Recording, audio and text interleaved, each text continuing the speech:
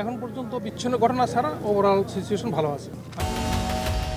সাবেক স্বৈরাচার হাসিনার একতরফা নিশিরাতের নির্বাচনকে নির্লজ্জভাবে বৈধতা দিতেন সাবেক প্রধান নির্বাচন কমিশনার KM নুরুল হুদা। সারাদিনের ভোট ডাকাতির পর ফল ঘোষণা করতেন নুরুল হুদা। তারপর দাঁত কেলিয়ে ঘোষণা দিতেন বিচ্ছিন্ন ঘটনা ছাড়া নির্বাচন সুষ্ঠু হয়েছে।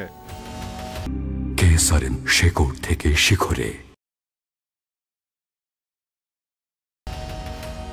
তার এমন নির্লজ্জতা দেখে অনেকে মানসিকভাবে অসুস্থ বোধ করতেন আর বলতেন, একটা মানুষ এত নির্লজ্জ হয় কিভাবে।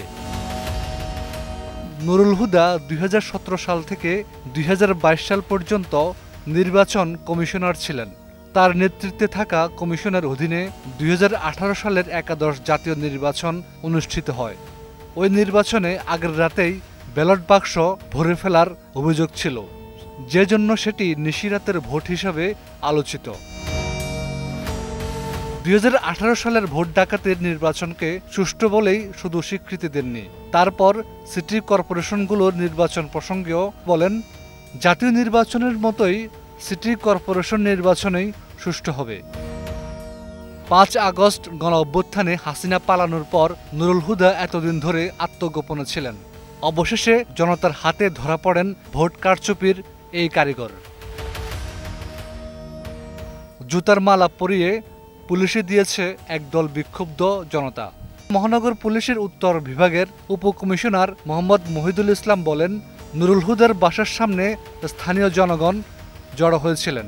খবর পেয়ে তাকে পুলিশ হেফাজতে নেওয়া হয়। কেসারেন শেকড় থেকে শিখরে।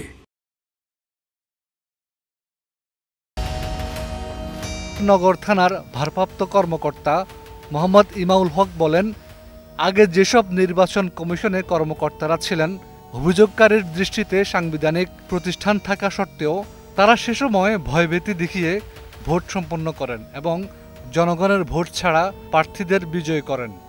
সংসদ সদস্যদের বিজয় ঘোষণা করা অভিযোগকারীর দৃষ্টিতে দণ্ডনীয় ছিল। সে সমস্ত অপরাধের ফিরিস্তি নিয়ে 24 জনকে আসামি করে অভিযোগ দায়ের করা হয়েছে। Desk report, 21 television.